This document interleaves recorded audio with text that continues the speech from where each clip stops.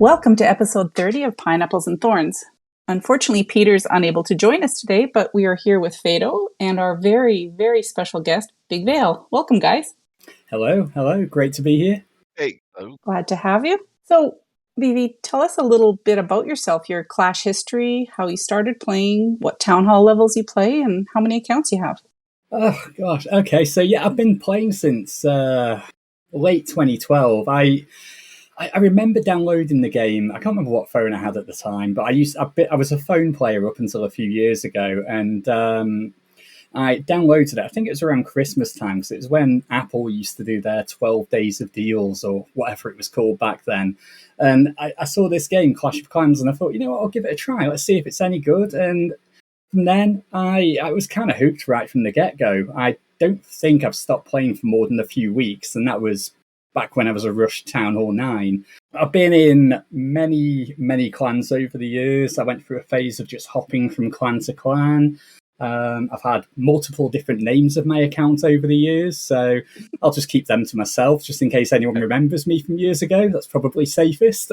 But yeah, I've been an avid clasher for years. It's only been over the last few years that I've got, I suppose, super into it. In the last 2 years from a content creation side has really got me super deep into the game, where I'm getting a much greater understanding of attack strategies, how the whole esports world plays, and that's kind of my favourite part of the game, by the way, the competitive element of it. Yeah, I mean, as for town halls that I play, technically, and this is only a technicality, I only really play Town Hall 14 as a regular thing. I do have, I believe, 7 different accounts though. So I've got Town Hall 7 and 9, 2 Town Hall 10s, I've got 12 or 13. So I've got a bit of a range, and I use those mostly just for playing in regular spins, just for the fun of it. But yeah, my main Town Hall 14 is where it's at for me. That's where I have the most fun in the game. Nice. Tell us a little bit, how did you get the name Big Vale? Like, where did that come from? So it's not as glamorous as it could be, but so my local football or soccer for you guys team is called Port Vale. I've been a supporter of theirs for the last 20-25 years. So yeah, I took that bit and I thought, well, I can't just call myself Vale. Although, to be fair, there was a pro player called Vale, or Valet as it's pronounced. But so I thought I'd just add something onto it, and I figured why not just add big onto it, because like, who wants to be a small Vale? So yeah, it's not glamorous, it's not jazzy, but that's how I came up with it. It works. And everybody knows you as a streamer, content creator. Give us some background on that. What led you to dive into that? Good question. So I've been passionate about Clash for years. It's been it's like a way of life for me, to be honest. And it sounds kind of sad, a game on your mobile being a way of life, but I think a lot of people probably listening to this can relate to that, actually. Mm-hmm. But I'd say what started me off originally on this journey was I used to watch a lot of YouTubers back in the day. So I used to watch Powerbang before he went off and did PUBG. I've always been a big fan of Carbon Finn, and I'm very, very honoured to be able to call him a friend now. So that's amazing, something I never thought would come off it. And it's really just watching other YouTubers that got me interested in it. And what actually made me finally take the plunge was actually 2 things. So one, I realised Carbon Finn was actually doing live streams on Twitch, which I'd never even heard of Twitch before that point. So I was like, you know what, I'm going to go check it out. Let's go watch him live, see if we can get a glimpse into his actual personality. Because what I think a lot of people don't realise as content creators is these people who watch you regularly and become fans, they actually are quite invested in you as people too. And I don't know if Carbon even recognises the fact that he's got such a big fan base that actually care about him. But anyway, I wanted to go and check him out live, and I was really impressed. I love the sort of vibe that you get in live streams and the atmosphere and the viewer interaction. And I saw him advertising, and this is not a plug, although it could be considered one. He was mentioned Clash School in one of his streams. So Clash School, as you guys will possibly know, in fact, Fado, I know you know, I'm a coach on Clash School. So big thank you to Clash Champs for sorting that out for us. But Well, BV, yeah. I mean, if anyone's watching my hits, you don't really want to claim me as a student, okay? Okay, you're one of my failed students then. Oh, we can't all succeed, can we? But you'll get there, Fado. I believe in you. But yeah, I saw Carbon offering lessons on Clash School, and I was like, oh, you know what? I'm going to have a look at the website, see what he actually offers. And I saw that one of his packages that he offered was helping setting up as a content creator. And at that point, I was like, okay, I'm going to give this a try. I'm going to try it. I'm going to see if I like it. And well, 2 years plus down the line, and yeah, I'm still loving it. Still Nice. living my best life on Clash of Clans content creation. That's really neat. One thing that I've noticed is that you do you have a really unique style of presentation when you do your how-to videos on YouTube. You do a little bit longer video with some nice in-depth explanation before the first raid even drops. So that's one thing that I've noticed about your videos. What do you enjoy most about being a content creator? So yeah, I mean that style of video, I actually enjoy it. That's one of the things I like doing, and you see a lot of the other YouTubers, and this isn't me throwing shade at them. It's just their style. They will show replays. They'll talk through them as they go on, and you can get through three replays in 10 minutes. And for me, as an average Joe player, I'm not a pro player. I do play competitive here and there, but I'm not a pro. I feel like that's not always the best format for me. I like to have things explained to me, have theory explained to me. It helps me to understand exactly why you're doing what you're doing, and that's what I try and relay to people. But yeah, I really love doing that format of video. I am also a big fan of the streaming side. That's where I sort of cut my teeth, so to speak. And I started off on Twitch, moved over to YouTube, and yeah, I used to do it. It was probably a run of about 10 months where I streamed for 2 to 4 hours every single day.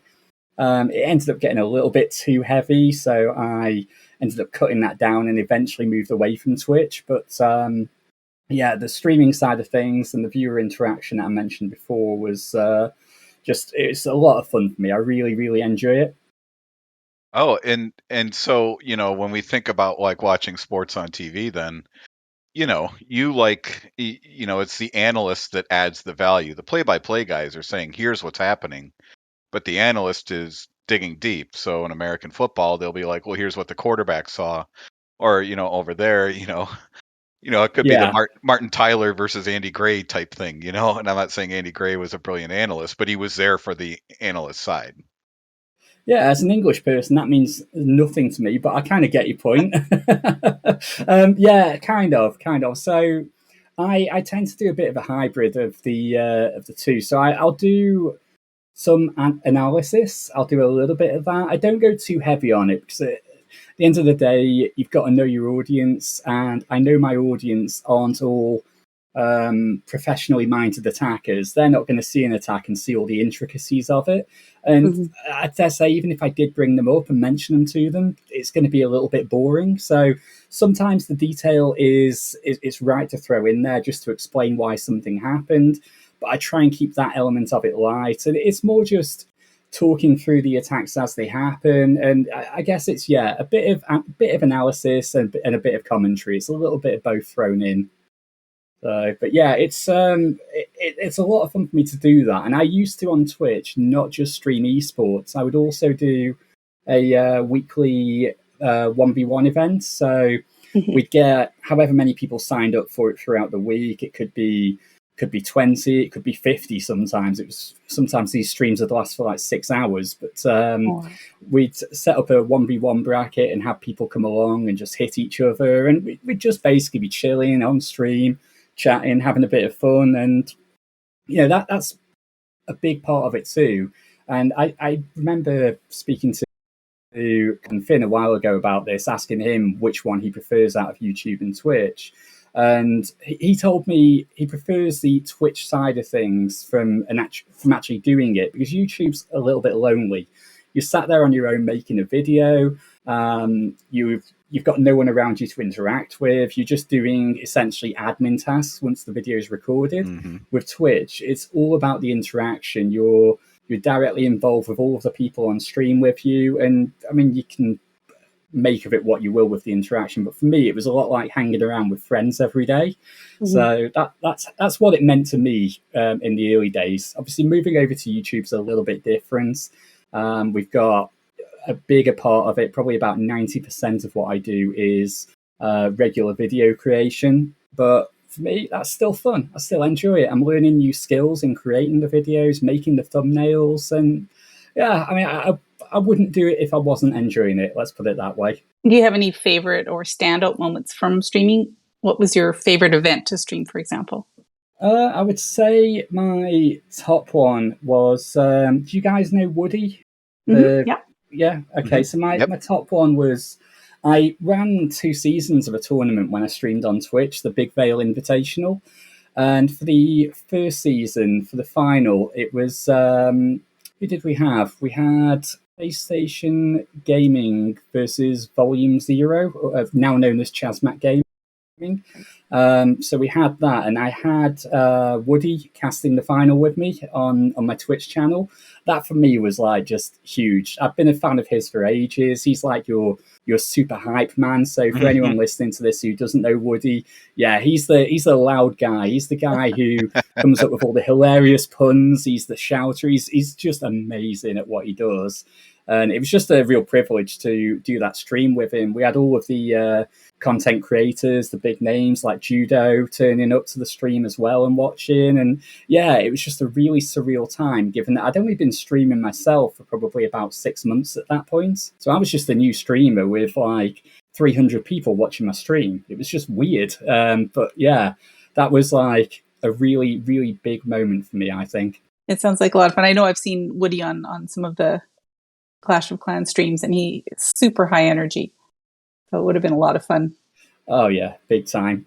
He's a really, really good guy. And one thing that I found from speaking to him offline is that he is the complete polar opposite of what you see on your screens in reality. He's a pretty quiet, seemingly shy guy as well, actually. But once that camera starts rolling, oh my lord, he's crazy. I mean, yeah, it's almost like he gets into character. Yeah, and I think that's a part of what the Clash casters are expected to do. And I don't think it's any secret, but when they do their main cast on the World Championships, you'll have one person who's your hype man, you'll have one person who's doing the play-by-play, as you touched on before, Fado, and then you'll have probably Carbon Finn doing the analysis afterwards. Each caster has their own role that they have to play up to. And Woody's, because he's so good at it, is of course the hype man. Yeah, it makes it very, very fun to watch with all the different interactions. Yeah, super colourful. And I mean, a lot of people complain about it. They don't like the shoutcasting side of things. But I think that's because Clash of Clans, it's still not particularly mature in the esports world yet. I think we've got a great thriving esports scene, don't get me wrong. But when you think about other esports games, you've got Dota, CSGO, you've got Call of Duty. I mean, we've got a much smaller player base as well, granted, but we're not up to that level of competitiveness. In fact, we're nowhere near it. And I think there's work that they could probably do to the game to make it get there. But I think we do okay as we are. But I just don't think a lot of the audience are really accustomed to the way esports casting really works. They're just used to your regular community casters like myself. So they're used to my kind of style. Well, speaking about esports, there's a big focus on it these days on esports and the various tournaments that offer money prizes and the tickets for the worlds and what have you. What do you think the future is for the old school leagues like MLCW and the old CWL? Will they just fade away, or do you think they'll keep going? It's a good question. I don't see them going anywhere as such. The MLCW it's seemingly lost its shine a little bit lately. It used to be probably the most streamed league, at least when I first started out with casting anyway.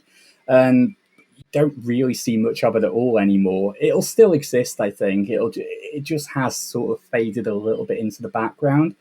CWL, that is a league that will probably never go anywhere. It's one of the originals as far as Clash of Clans esports goes, and they've got so many different concepts within it that don't fall into any other kind of esports league. So you've got your 15v15s, for example, which are actually quite a lot of fun. You get teams making super teams. Like there was one that I covered, I forget what they were called, but they had a hybrid of the old alternate attacks and now Strut players mixed in with some Queen Walkers players, and it was just ridiculous. That team was unbeatable, and something that you won't see any other league. But I don't think they'll go anywhere. But I do think if they're to stay at the forefront and even be considered maybe to be a Worlds qualifier at some point, they need to start upping the prize pool a little bit.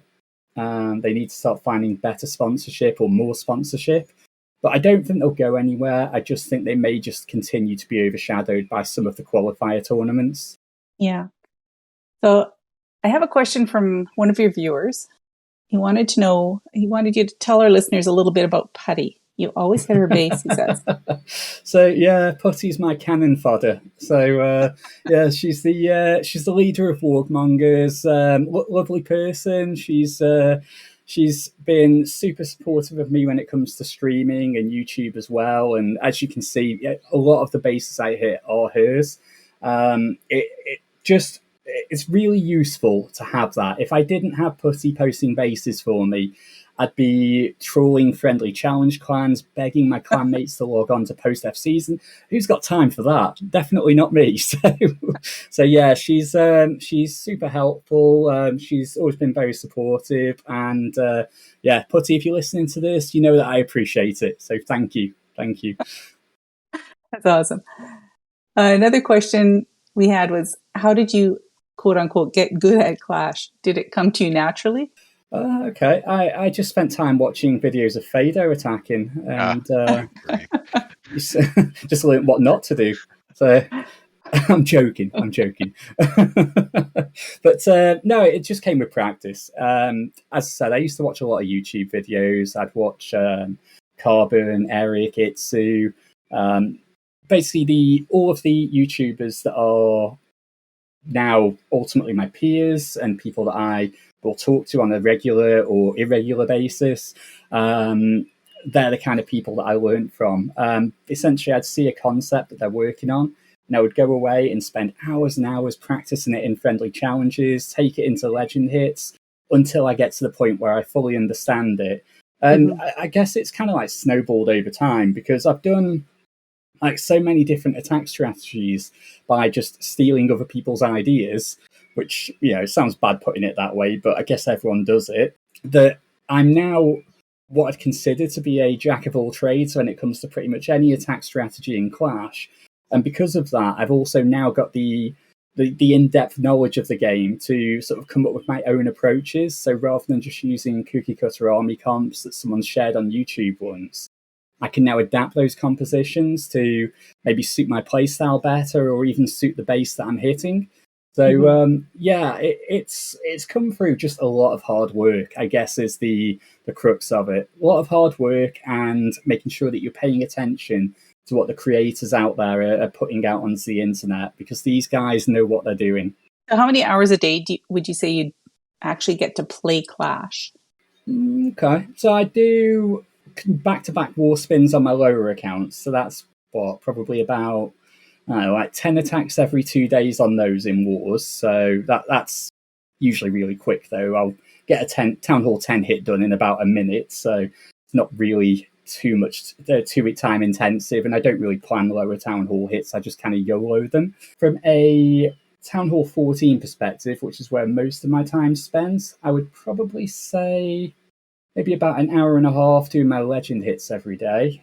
I will do usually about an hour's worth of work on trying to figure out a strategy or trying to figure out something for a video. So whether it be a new strategy or whether it's just showing something cool. And then probably, I don't know, maybe a few hours a week, I'll do some friendly wars with my clan. We'll get together in a in our level 10 clan, and we'll just go into the friendly war server and spin a few wars and just get some practice in from an esports perspective. Obviously, it's the occasional esports war thrown in as well. I did touch on earlier that I do play some esports myself. So there's that. And of course, now we have the Capital. So I do a stream every weekend, every Saturday, usually a couple of hours, where me and my clanmates will get together on Voice and we'll strategize on the Capital. So if you ask me to total up how many hours that is, not a clue, but it's quite a lot. It's more than I probably should. So. Yeah, between that and your content creation, do you even get to sleep? Not really, to be honest. This is why I rely so heavily on naps. But I probably get about 4 hours sleep a night, and then I'll top it up after I finish work. It's with a couple of hours of nap time. So yeah, it's a fair question, but sadly, not really. So let's talk a little bit about Clash School, because you'd mentioned it earlier. How did you get involved in Clash School? And if people want to find out more about it, how do they go about? Yeah. Okay. So, I mean, when I first found out about it, I mentioned before it was on Carbon Fin Twitch stream. He'd mentioned it, and I love the concept. I didn't know it existed. It seemed like a really out there idea. Like, who would go to a coach? Who would get a paid coach for Clash of Clans? Turns out a lot of people do. Turns out it's a popular service. And after being because I was a client of a few of the coaches on there myself, about 2-ish years ago. So I've had a session with Carbon Fin on Hybrid back when Town Hall 13 was about halfway through its life cycle. And I also did a Lalo session with Eve Maxey, former Tribe Gaming player. And for me, I saw the value in it. I saw the improvements that it made to my game, getting some insight from people who actually know how to do these strategies. And I guess that's something that I should have mentioned before about how do you get this good at it. That's another alternative. So you go to someone who actually already is great at the game, someone who already has a good, deep understanding of it, and who can explain it to you in terms that you'll understand. And yeah, it just seemed to me like such a really cool concept. So this was a couple of years ago. Fast forward to, about, 4 months ago, maybe? I'm not even sure. I was relatively new when you had a session with me anyway, Fado. I think you were probably in my first few sessions. And I'd reached out to Ice Queen, who is the goddess of Clash Champs. She does everything for Agester. She essentially steers the ship. While he's the boss, she is also like super important to the organization. I said, like, how do I get involved in Clash School? How do I get to be a coach? I'm getting a lot of people coming to me saying, Big Vale, can you sort of show me one-on-one how to do that Super Bowler strategy that you did a video on? And I was like, you know what? Maybe there's something I can offer out to the community in more of an official way of doing it, rather than having people randomly messaging me and me trying to find time in my schedule. Maybe Clash School can help with that. And yeah, signed up for it. I've had quite a lot of coaching sessions up to now. Met so many awesome people off the back of it. And I actually kind of think that doing Clash School, in some ways, it's helped me up my game a little bit as well, because it's helped me to understand, while I'm explaining it to these sort of people who maybe don't have such a great understanding of the game, how to go about attacks. It's helping me to stop over-analysing things and help me to break things down in my own head into smaller, easier to understand descriptions. So rather than trying to look at a base and go into like tons and tons of detail and overcomplicating the plan, it's kind of helped me, from explaining it to these guys in simplistic terms, to look at a base a little bit more simply and essentially not give myself a headache trying to 3-star a base that, if I didn't overthink it, it would be quite easy. Mm-hmm. So yeah, Clash School, I feel like I'd like to think I give a lot to the community in the time I spend as a coach, but I'd also like to say that I do get a lot out of it from meeting these people as well. And what do you think is the most requested attack strategy? Like, what do people ask you for when they come to Clash School? Are they looking for a specific attack strategy or base identification? Yeah. So there's 2 attack strategies that are really common. One of them is Super Bowler Smash. So that's probably because a lot of them have seen my videos on it, and they obviously can see what it can do. It's very capable of getting 6-7 triples in Legends League without too much effort. Like, it's one of the... It's like a... I suppose it's like a ground version of air spam.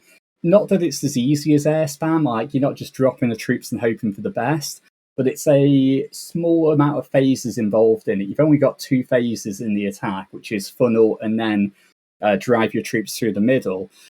It's just really simplistic, and I think people want to learn that, and they want to be able to pick up an easy strat that they can get some easy 3-stars with in war. And I've got quite a good success rate of teaching that one. A lot of people come back to me later on and say that they've been tripling all over the place, or they'll come back with occasional questions about different base styles. But that's one that I enjoy teaching quite a lot. And the other one would be Lalo. And I think most people who want to learn Lalo have never done Lalo in their lives. And it's a really, really difficult strategy to learn, even for someone who's quite well seasoned in the game.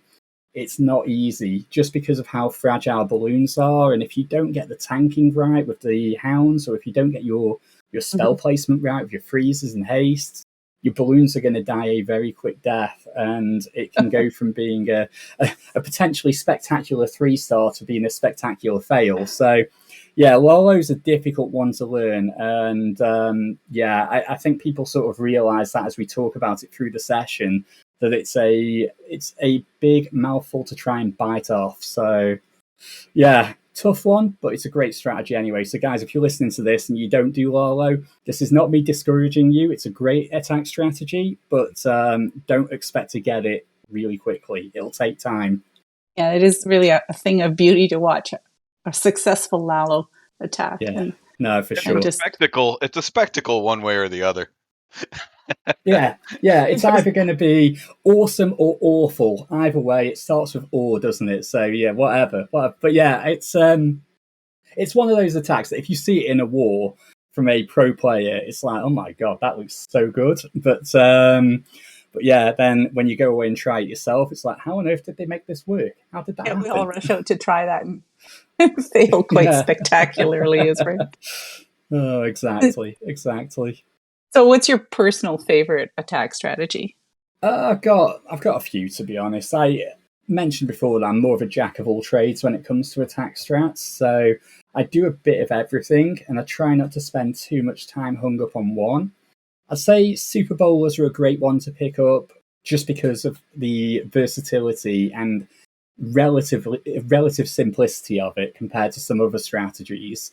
I think that's a great one to learn just because you can use it in wars and hit most base types for a 3-star, especially the dreaded ring base that most attacks will struggle with, but Super Bowlers, no chance. But yeah, there's that, and probably, I don't know, I've been enjoying playing around with Skelly Donut Hog Riders lately. So I learned it from having a coaching session.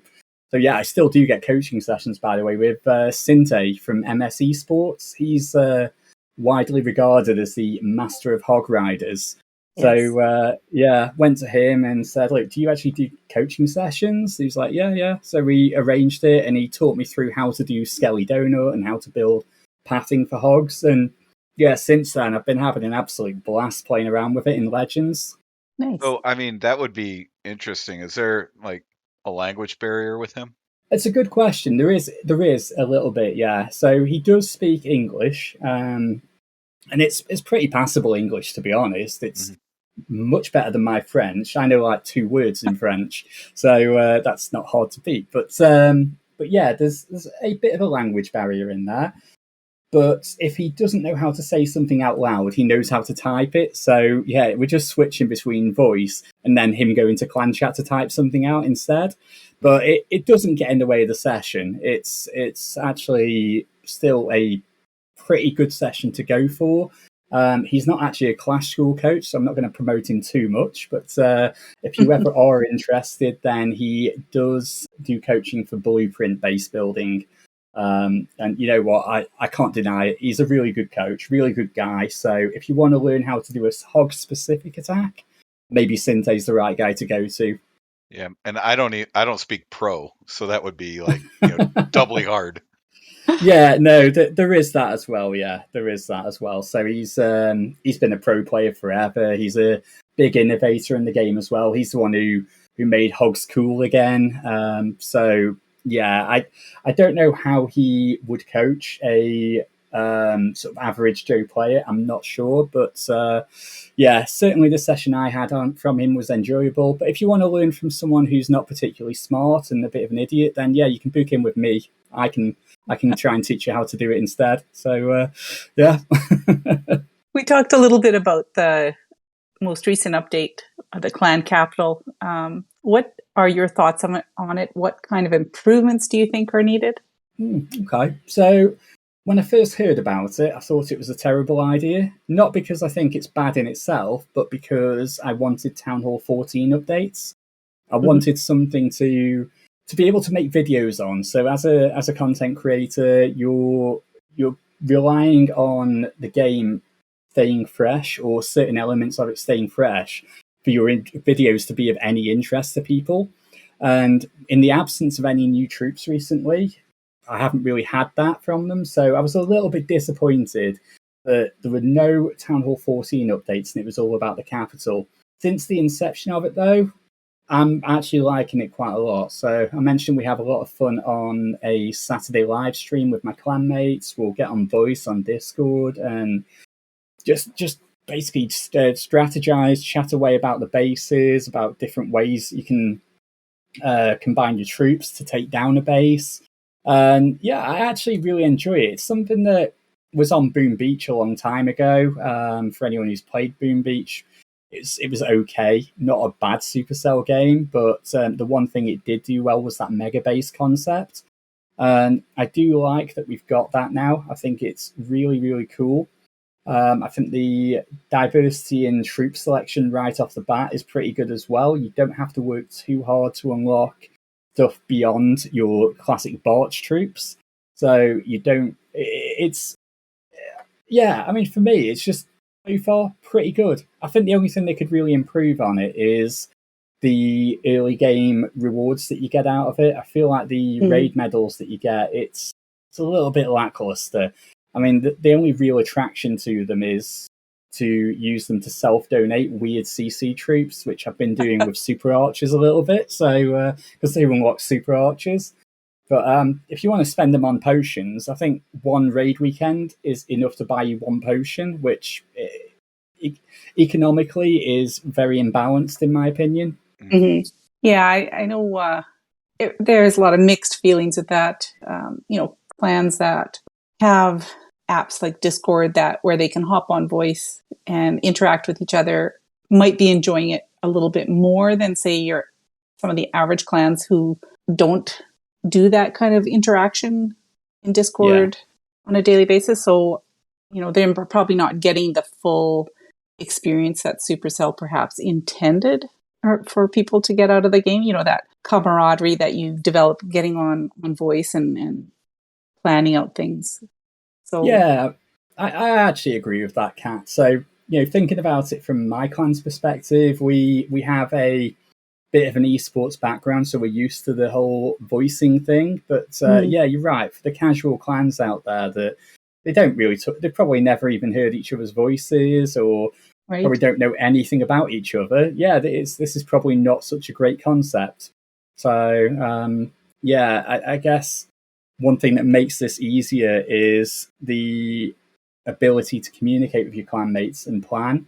There's no tools at the moment built into the capital to allow you to plan offline. Like we don't have, like you've got in Wars where you can write notes on bases and things like that. Yeah. That for some reason doesn't exist. So yeah, I kind of get it from the other side where you've got the casual clans out there. They probably see this as a very underwhelming update and something that they have no interest in. But my message to those people would be try and communicate more with your clanmates. Try and get yourself in a position where you can get together on voice, get together in a Discord server and strategize. And I have a feeling you'll probably enjoy it a lot more than you will just trying to play it solo. For sure. Another thing that I was wondering is, right now only co-leaders can adjust the bases in the capital. Do you think Supercell will perhaps create some kind of a special role or allow elders to help with the base building in future? It's a lot of work to manually adjust these bases. That's a good point. I never even thought about the additional role. That would be awesome. That's actually a really good idea, Kat. I find that with me being one of only probably 4 co's in my clan, it often falls on me to do tweaking of the bases, and it's okay. It's just kind of tedious doing it for multiple different districts, because you're upgrading everything progressively as you go along, and there's always going to be tweaks needed. I guess, an additional role would be awesome. Do I think they'll do it, though? Probably not. And I wouldn't want them to make elders able to do it because, most clans have everyone as an elder, and there's always someone who'll do something ridiculous. This is true. So we've got Clashiversary potentially coming up this summer. It's the 10th one. Do you think we'll see anything special coming from Clash of Clans for it? Well, other than the customary cake, which I'm looking forward to adding to the collection of decorations, I'm not sure. So I think we'll hopefully get some kind of celebration troop. I'd like to see one of the old good ones come back. I don't know, I remember there was, what was it, El Primo from Brawl Stars that we had a while ago that I had a lot of fun with. That was kind of cool. And the Royal Ghost. Oh, God, that was broken, so broken, but it was a lot of fun. Yeah, Royal Ghost and Bats wrecked any base. I don't know. I'm hoping we'll get a Town Hall 15 update at some point, but I'm less and less convinced that's going to happen, given the work that's gone into the capital. And ultimately, it's like a new release the capital is. So they're going to be focusing, I'd imagine, a lot of their development efforts on making that functional and make it work for the community. So, I don't think there'll be a Town Hall 15. At the very least, I'd like to see a Hammer Jam come up at point, though. Where you get your 50% discount on all your upgrades, because I'd love to be able to max out my Town Hall 12. I'd like to try and get a second Town Hall 14 at some point soon. I don't see how they, with the way esports works now and how prevalent it is, I don't see how they can release a Town Hall mid-year anymore. I don't see how they would do it in September if they're world champs or 2-3 months out. What are you going to do? Force everyone just to buy up? I mean, well, from a business standpoint, sure, right? Yeah, no, you're right. It's a good point, but then that begs the question: where do Supercell have their priorities? Are their priorities with the relatively small community of esports players? Because you got to think, the esports world in Clash of Clans, it's not small, but a lot of the people out there from an esports perspective aren't players, they're consumers. They'll be watching the content. And for them, they don't really care if they're watching a Town Hall 14 or a Town Hall 15, as long as they're watching maxed out Town Hall gameplay from skilled attackers. So it's only really going to hurt the pro teams that actually play Clash of Clans in a competitive standpoint. And that is where you get a bit of an unfair imbalance. I think we actually had last year, or maybe the year before, we had an update anyway. When we went to, it might have been when we went to Town Hall 14, actually, or maybe there was an update that was a mid-year one. And you'd find that there were some clans that had taken full advantage of their wallets when it came to upgrading their accounts. And you'd be seeing maxed out Town Hall 14s taking on relatively low level ones in esports wars, which it kind of makes it less of a spectacle. It's more like a bullying show. And I agree with you, Fado, but where do you draw the line? Because esports is constant in Clash of Clans. There's no end season to it. Even when the official season ends, the community leagues are still thriving. So it's going to hurt regardless at some point. I don't think they would let esports stop them from dropping an update, because that's where the real money comes in. And I think their regular player base far overshadows the esports world. And when you think about, Town Hall 14, someone going up to Town Hall 14, it's a massive undertaking. There's just so much to upgrade between heroes and hero pets and defenses and the lab. It takes forever to max it out. Even with the gold pass and all the medals and what have you, it still takes time. And so to the prospect of Town Hall 15 dropping, what would they be putting into it, and how much more can they do to the town hall to weaponize it? God, what could be next? What could be next? Honestly, it's kind of scary to think. I know, I've thought about this before, and we've had the Tesla at Town Hall 12. We've had the Inferno at 13 and 14. The next evolution of it, the only two things that I could think of that it could possibly be, and one of them is reinforced even more thanks to the capital update, is the Eagle artillery being built into the town hall. Mm-hmm. So there's a pro and a con to that. Pro would be that it would definitely be a big advancement on the current town hall defences. The negative to it, unless you had it coupled with the Giga Inferno that's already built into it, it's going to be less effective defending against troops trying to swarm the town hall. So I'm not sure how they would implement that. But yeah, the Capitol Hall, I'm sure you guys have played on it and seen that the Capitol Hall launches one Eagle shot every few seconds. Mm-hmm. And yeah, I think that's certainly a possibility. The other one I think it'd be kind of cool would be maybe if they had maybe some kind of juiced up expos on top of it instead. So increased range, and yeah, that'd be fun, wouldn't it? Well, why just expos? Why not have the Inferno and the Eagle and expos, and throw a scatter or two in there too? There you go. There's Town Hall 15. Boom, Darian. Send me my check. yeah. No, that'd be just absolutely insane. I'm glad that you don't work for Supercell. So yeah, I bet. So, Big Bill, if you were able to suggest anything at all to Supercell for Clash of Clans, what would it be and why? Okay, so if I had to pick my one golden request that they have to do, they have to do this, even if you don't like me, Supercell, and just do it for the good of yourselves. Make it so you can change Dark Troops partway through unlocking them. Mm-hmm. Don't stick me with Super Archers when I was just trying to mess around with them for a day. Give me the option to change and switch things up on the fly. I think rather than paying 25,000 to unlock one specific super troop for 3 days, you should pay 25,000 or whatever. Maybe pay 100,000. I don't care to unlock to unlock a super troop pass for one slot. So you can pick which one super troop you want to use for that slot per attack. That would be much better, and that would make, I think, normal wars a lot more competitive, and it may even introduce people a little bit more to the esports style of attacking, where you can adapt per base and change things up, and really, really drill down into how to take down a base using any possible army. I just think it's crazy that we're still restricted to just having two very specific super troops for 3 days. I don't like that part of the game. And I don't know what you guys think on that, but for me, it's always been a big bugbear for me.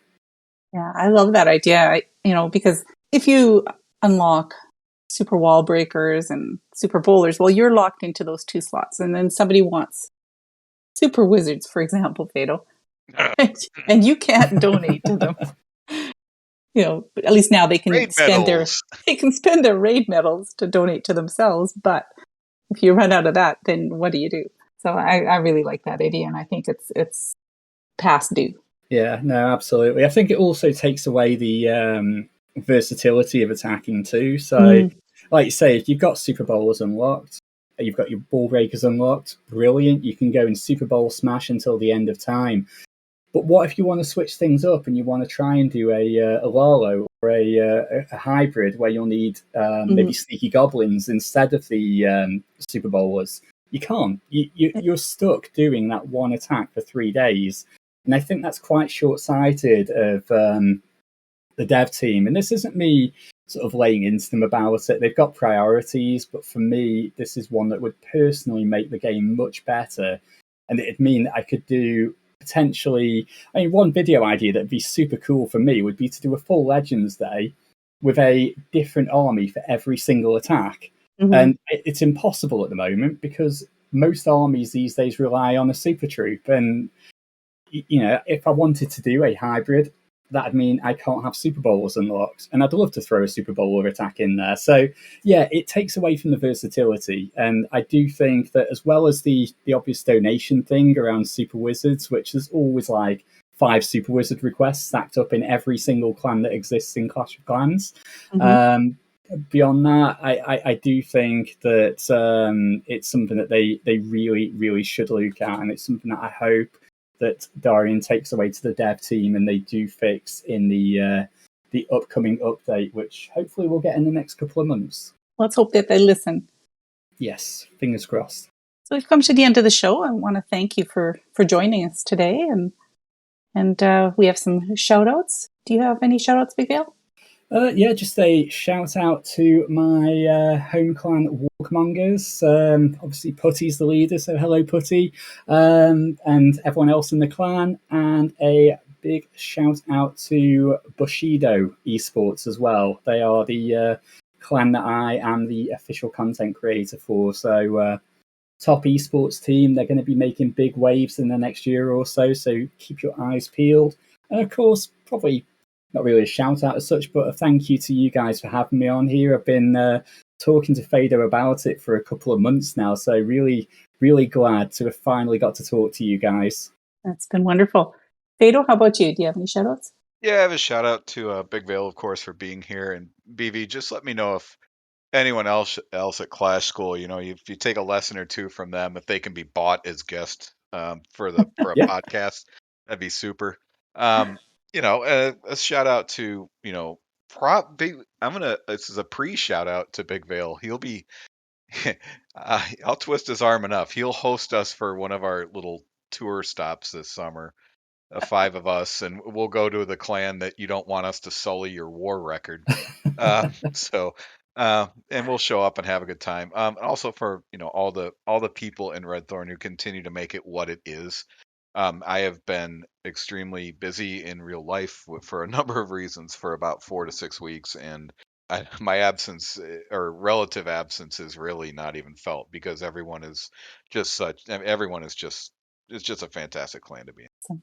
I'm going to shout out the guys over in Dark Contingent. That's our current stop on our podcasters tour, and also shout out to Torps and his crew over in Final Gambit. That's the clan that was our first stop on the tour, and we had a great time with them. So big shout out to everybody in those 2 clans. And thank you everybody for listening. The CFF is a family of clans in games such as Clash of Clans, Clash Royale, and many of the other Supercell games. We love to provide content via podcasts and other media. You can visit the Clash Files Discord to apply to any of our clans or to support our pods and events.